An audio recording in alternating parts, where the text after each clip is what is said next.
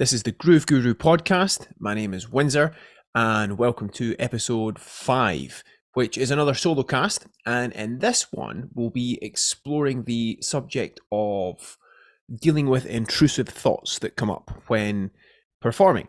And this subject came up at a recent show I was doing on tour, and the conversation prompted me to think a bit more about it. And I'm going to share some info I find useful and helpful about this subject. So let's get into it.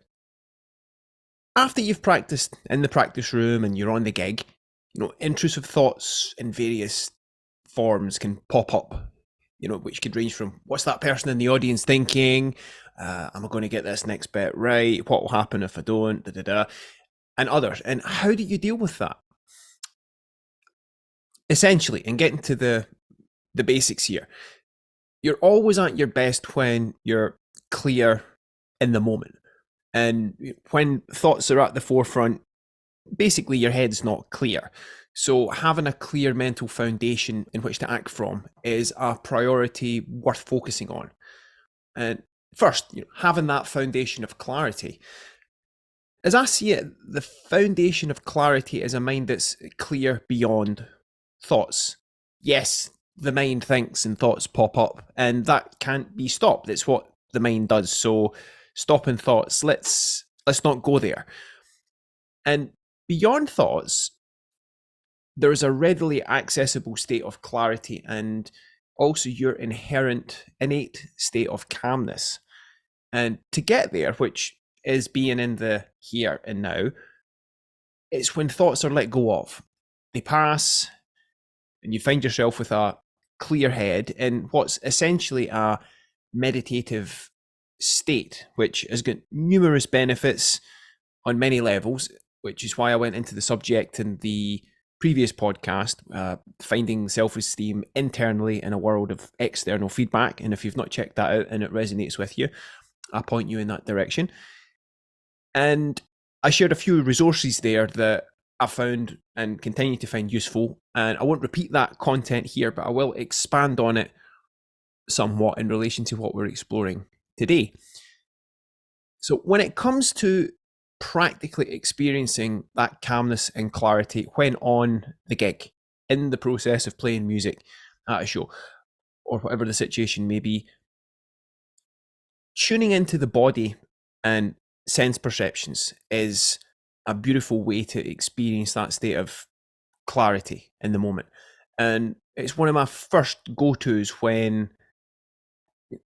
thoughts pop up in the context of performing. So rather than going into thinking, I shift my attention to feeling in my body and the sense perceptions.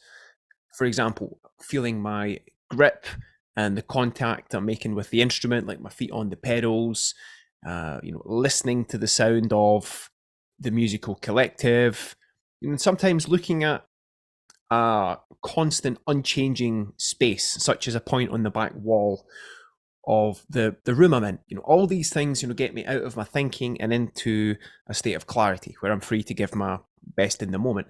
And from here, I'm centered in neutral, so to speak, and I'm drawing upon the prior training that I've done and also drawn upon the trust in the level of preparedness that I have, which is why I prioritize qualitative repetition in the whole practice process, and a bit more on that later.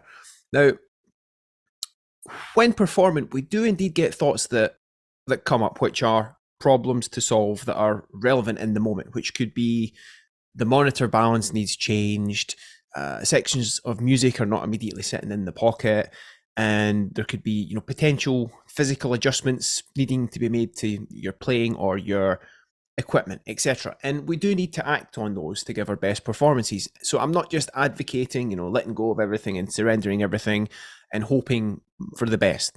After all, hope is not a strategy.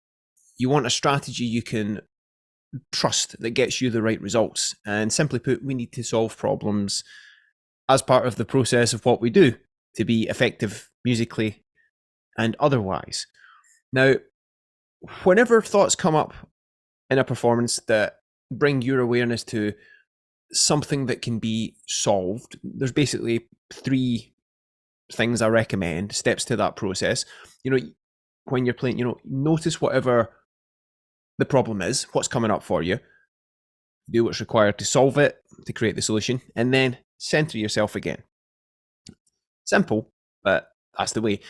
And one effective strategy that can be very useful in the process of all that is simplifying your playing in general. And that way there can be less things to, fix from your perspective, from my perspective, a drum perspective or vocal perspective, which it helps again with the listening process and getting me out of the conceptual mind into a state of body awareness and sense perception and a state of listening. And again, a state of listening, that's a state of clarity and resourcefulness that opens me to giving my best, whatever the situation. And related to that, when it comes to listening during a performance, I'm often focused on the other musicians, not me. And that's helped along by having done the required practice and preparation on my behalf. And not having to focus on me so much really helps when it comes to hearing and locking in with the other musicians, and especially helping the vocal sit right, which is absolutely key as I see it to playing songs effectively. That's the thing that most people are listening to. So being able to get that to sit right on a red carpet, if you would, that's a priority.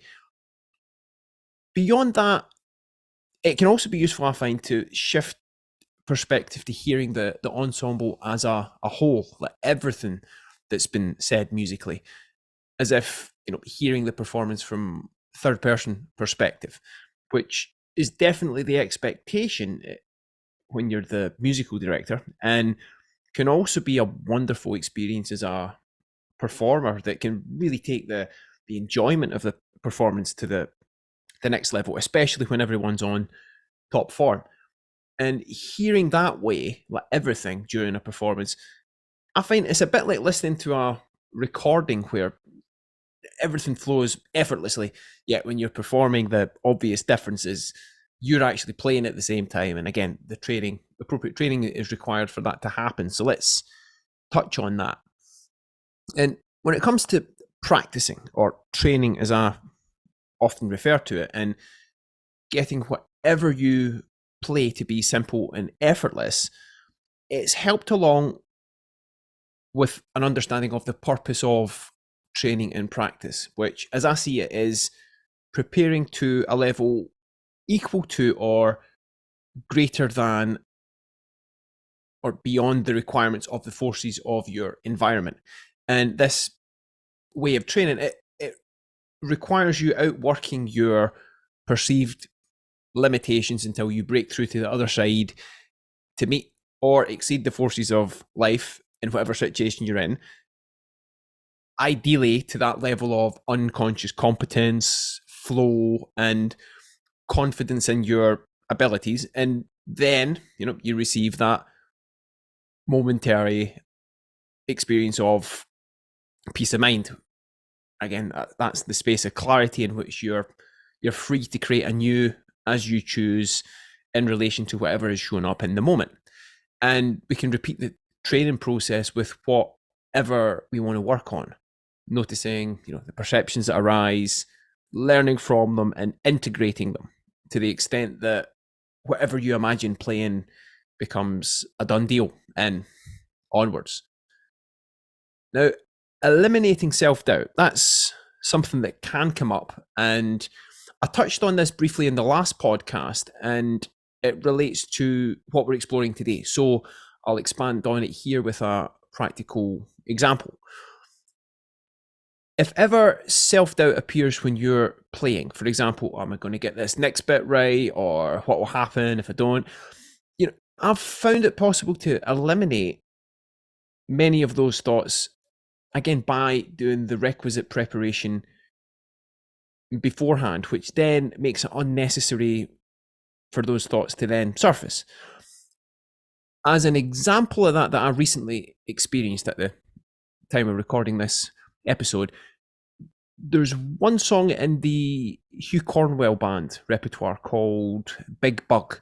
And I initially found that really challenging from a physical endurance perspective. So, as some context, the original's got double bass drums all the way through it, 30-second notes with the hands all the way through. It's like 106 BPM for nearly 4 minutes with very little let up along the way.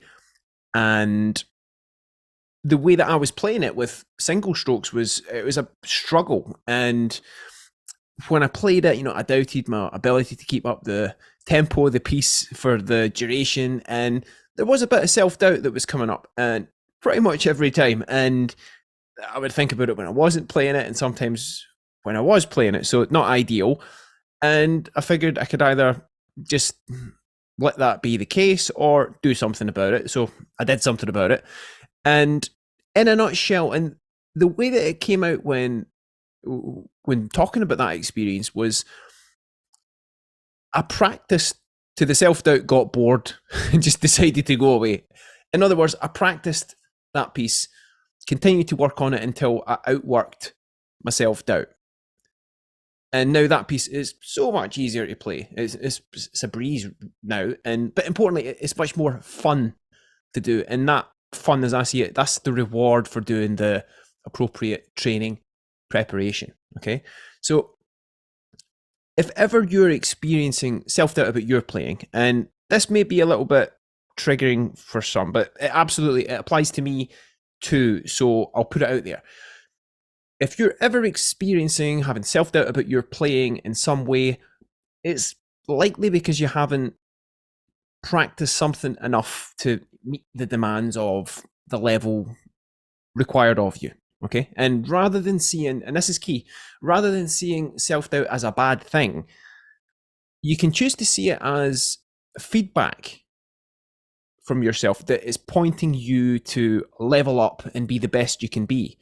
So if self-doubt comes up, instead of kind of ignoring it and not facing it, it's easy to do that.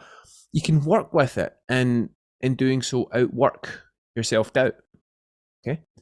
And again, quality practice is key, and preparation is everything to set you up to win whatever it is that you're doing. And at the core of that is repetition, quality repetition. So, know the process, trust and embrace it, and do the work, and you can outwork your self-doubt if that's a thing for you. So, bringing this one to a close, when playing and performing, we all get thoughts that appear both related and seemingly unrelated to the context of what we're doing. And in the moment, to facilitate, optimal responsibility, be it being in a space to respond as best you can to whatever's happening, calmness is the key space from which to act.